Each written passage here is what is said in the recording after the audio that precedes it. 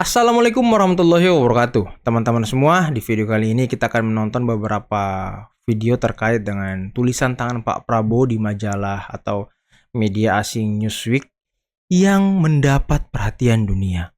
Karena ya kalau kita ingat ya, beberapa bulan lalu atau setelah pengumuman Pilpres, Pak Prabowo juga sempat menulis di salah satu majalah internasional terkait dengan isu Palestina. Di sana beliau keras mengatakan bahwa Barat serta Eropa itu punya standar ganda dalam melihat beberapa konflik yang ada di dunia, termasuk Israel dan Ukraina, teman-teman. Nah, ini sempat menggetarkan dunia, teman-teman, ya, tulisan Pak Prabowo ini. Selain itu, kita akan juga melihat bagaimana Presiden Palestina itu sangat mengapresiasi dan menghormati Pak Prabowo Subianto. Sampai-sampai Presiden Palestina mengatakan bahwa Prabowo ini adalah orang yang cerdas dan tidak suka dalam tanda kutip mencela-mencela, langsung pada poinnya, teman-teman. Dan ada juga laporan dari Pak Prabowo Subianto kepada Presiden terkait hasil KTT Gaza dan beberapa kunjungan dan pertemuan beliau dengan delegasi-delegasi asing atau kepala-kepala negara yang ada di Timur Tengah, teman-teman. Oke, tanpa perlu berlama-lama lagi, mari kita mulai videonya berikut ini. Tulisan terbaru Prabowo Subianto di Newsweek Rabu 12 Juni 2024. Penasaran? Begini isinya. Dalam artikel itu, Prabowo mengatakan kualitas hidup rakyat Indonesia adalah prioritas nomor 1 baginya. Rakyat kita, bukan mineral kita, adalah sumber daya utama, tulisnya. Prabowo juga janji membuka lebih banyak peluang kerja dan pendidikan buat masyarakat. Program makan gratis untuk anak sekolah jadi salah satu kuncinya untuk meningkatkan kemampuan berpikir mereka. Optimis banget, Prabowo yakin kebijakan ini bakal ningkatin kehadiran dan kinerja sekolah. Plus, nunjukin dukungan buat anak-anak yang paling butuh. Ketahanan pangan juga jadi prioritas. Prabowo mau reformasi sektor pertanian, biar lebih modern dan berkelanjutan demi kualitas hidup yang lebih baik. Walau tantangannya besar, Prabowo yakin Indonesia bisa capai ketahanan pangan utuh. Saya akan bekerja keras sejak hari pertama masa jabatan saya. Begitu katanya. Dengan kebijakan-kebijakan ini, Prabowo membuktikan komitmennya buat masa depan rakyat Indonesia yang lebih cerah. Gimana menurutmu? Mantap? Waduh, teman-teman, ini mantap banget sih. Sepertinya nanti Pak Prabowo akan fokus membentuk dan membangun sumber daya manusia, teman-teman, ya. Karena untuk mencapai Indonesia Emas 2045 ya kita butuh manusia-manusia yang cerdas dan berkualitas. Jadi Pak Jokowi sudah membangun infrastruktur sedemikian rupa, waktunya Pak Prabowo membangun sumber daya manusia. Dan ini kolaborasi yang sangat luar biasa ya, setelah infrastruktur kemudian SDM. Ya kita berharap SDM-SDM nanti yang dibentuk oleh Pak Prabowo, utamanya Pak Prabowo juga ingin membangun sekolah yang bertaraf grade A lah mungkin teman-temannya yang memang disiapkan untuk kuliah ke luar negeri atau kuliah di tempat kampus-kampus unggulan. Nah, Prabowo sangat peduli dengan pendidikan dan sumber daya manusia, teman-teman. Oke, setelah ini kita akan menonton seperti apa pandangan Pak Prabowo terhadap pariwisata Indonesia, teman-teman. Dan ini juga tertuang dalam tulisan Pak Prabowo di media asing tersebut. Jarang terdengar begini visi pariwisata seorang Prabowo. Dalam artikelnya yang terbit di Newsweek baru-baru ini, Prabowo menulis, pariwisata Indonesia sudah menjadi tujuan wisata utama dengan tradisi kerawah tamahan dan pariwisata yang panjang.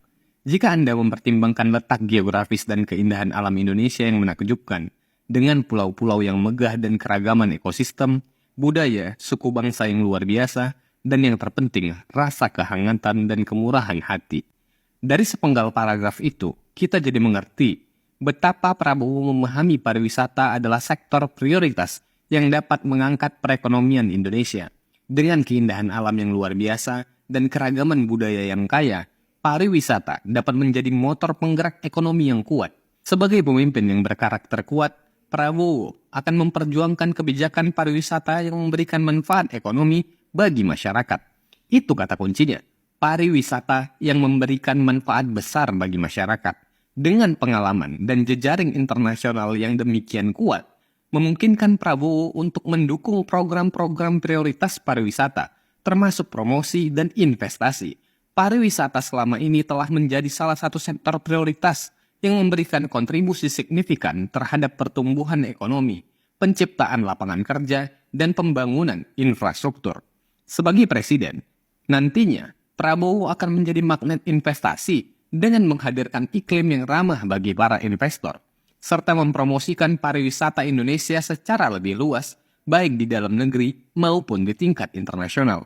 Dengan visi pariwisata seorang Prabowo, semangat kolaborasi antar stakeholder, kerjasama dari seluruh rakyat Indonesia, kita bisa mencapai keberlanjutan dan mendorong pertumbuhan industri pariwisata demi kemajuan dan kesejahteraan masyarakat Indonesia.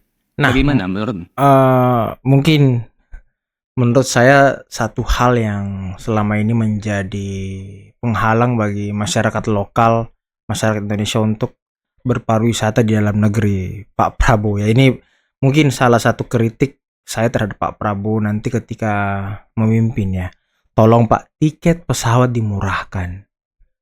Karena kalau tiket pesawat ini murah, antar pulau ini bisa terhubung dengan baik dengan tiket yang murah, saya pikir pariwisata akan meningkat dengan tajam dengan wisatawan-wisatawan lokal.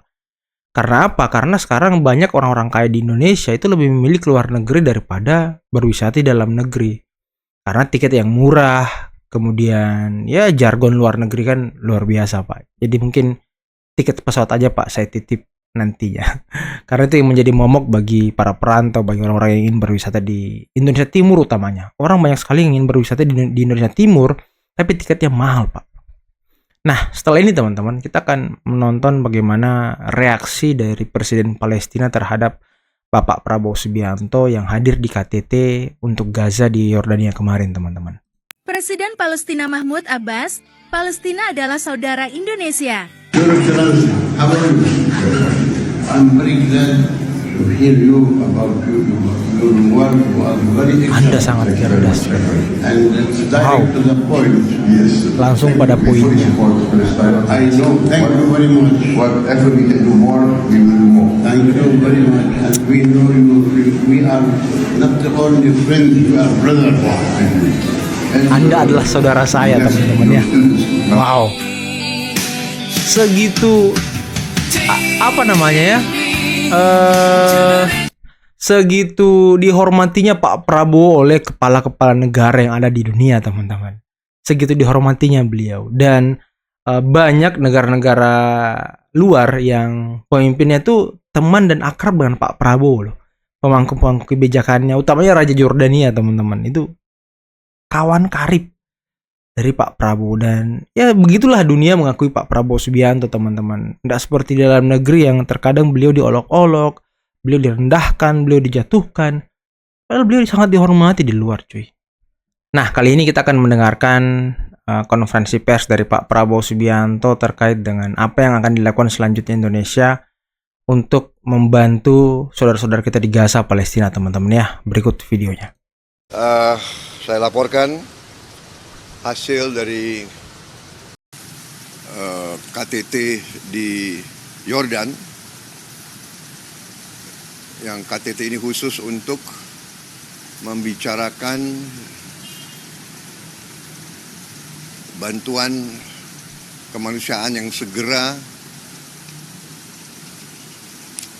bisa disiapkan mengantisipasi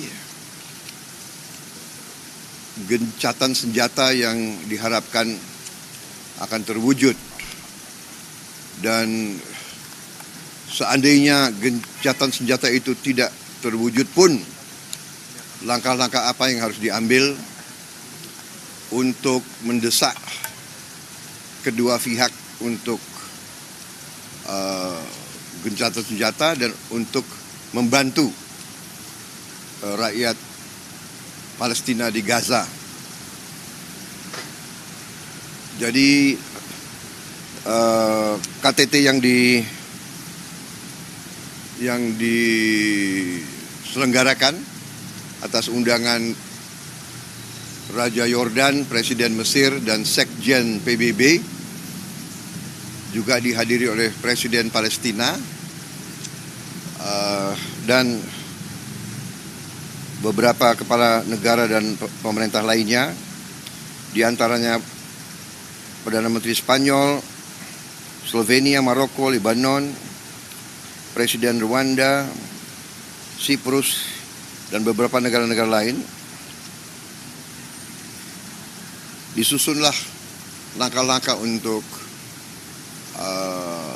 mengatur bantuan. Dan Indonesia sudah umumkan kita siap mengevakuasi 1.000 pasien dirawat di Indonesia dan begitu sembuh akan dikembalikan ke Gaza begitu situasi normal. Saya juga tawarkan juga atas inisiatif Ibu Khofifah, Gubernur Jawa Timur, dan juga tokoh-tokoh pimpinan pondok-pondok pesantren di Jawa Timur, Jawa Barat, juga menawarkan siap menampung yatim piatu, anak-anak yang kena trauma. Ini sedang dibicarakan. Kemudian kami juga waktu itu menyampaikan Indonesia siap mengirim tenaga dokter dan perawat untuk mengoperasikan rumah sakit lapangan di kawasan Gaza. Ini sedang dibicarakan dengan beberapa pihak. Juga kita menyampaikan bahwa saya baru lapor ke Presiden. Presiden juga mengatakan kita tetap bila diminta dan bila diizinkan, kami tetap siapkan pesawat Hercules untuk terus mengirim bantuan lewat udara. Dan apabila diperlukan, kami siap kembali mengirim rumah sakit, kapal rumah sakit. Mereka juga minta kita bantu tidak hanya Gaza tapi tepi barat, karena tepi barat juga ternyata keadaannya sangat sulit. Di Yordan saya melaksanakan pertemuan bilateral dengan Raja Yordan untuk meneruskan kerjasama bilateral kita di banyak bidang, termasuk di bidang tukar menukar tenaga ahli, dan kami juga siap untuk melaksanakan kerjasama di bidang pertahanan. Di situ juga saya ketemu Secretary of State, Menteri Luar Negeri Amerika Serikat, Saudara Blinken, dan kita bahas juga apa yang bisa Indonesia bantu untuk mendukung gencatan senjata ini. Kami memang menyuruhkan kedua pihak juga kepada Hamas untuk bisa mengambil kesempatan ini untuk menghentikan pertempuran, menyelamatkan nyawa rakyat yang tidak berdosa, rakyat yang tidak bersenjata, non-kombatan, warga sipil, ibu-ibu, anak-anak, supaya bisa diselamatkan segera. Kemudian atas petunjuk Bapak Presiden pun saya mampir ke Arab Saudi, diterima oleh Menteri Pertahanan Pangeran Khalid bin Salman dan diterima oleh Perdana Menteri Arab Saudi yang sekaligus adalah putra mahkota Pangeran Muhammad bin Salman. Di situ kita tukar menukar pandangan, informasi, dan kita sepakat untuk meneruskan kerjasama yang erat dengan pemerintah Arab Saudi.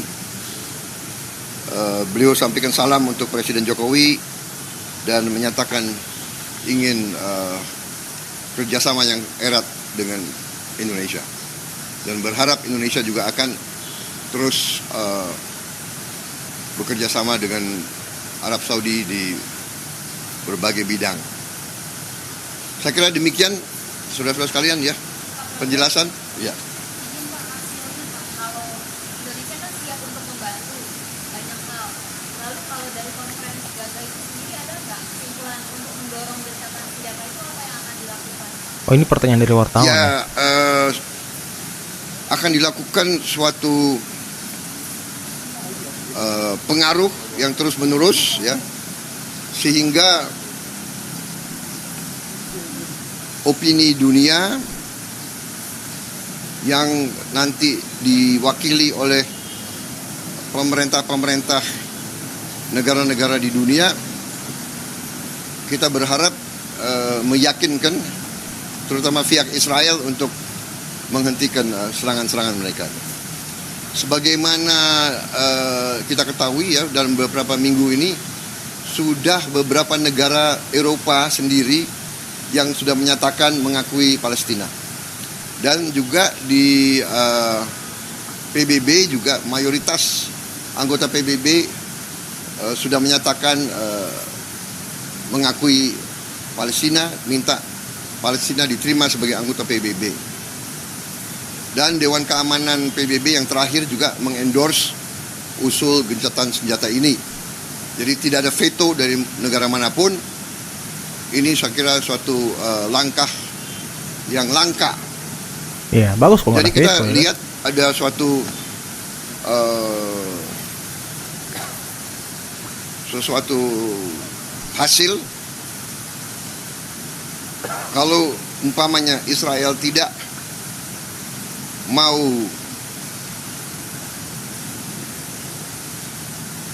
memberi gencatan senjata, mungkin Israel akan sangat terkucil di dunia. Ya. Tapi juga kita juga menyuruhkan Hamas agar segera menerima gencatan senjata ini demi rakyatnya sendiri. Saya kira demikian, ya.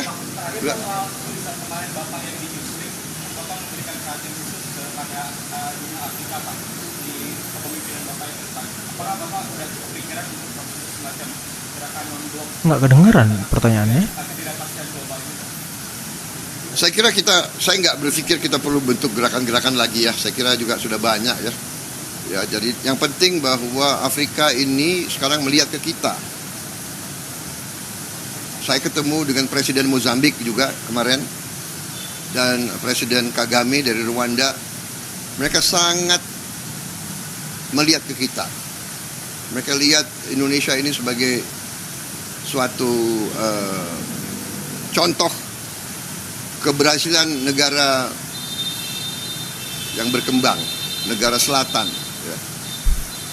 Langkah-langkah kita, keberanian kita untuk hilirisasi, ya, dan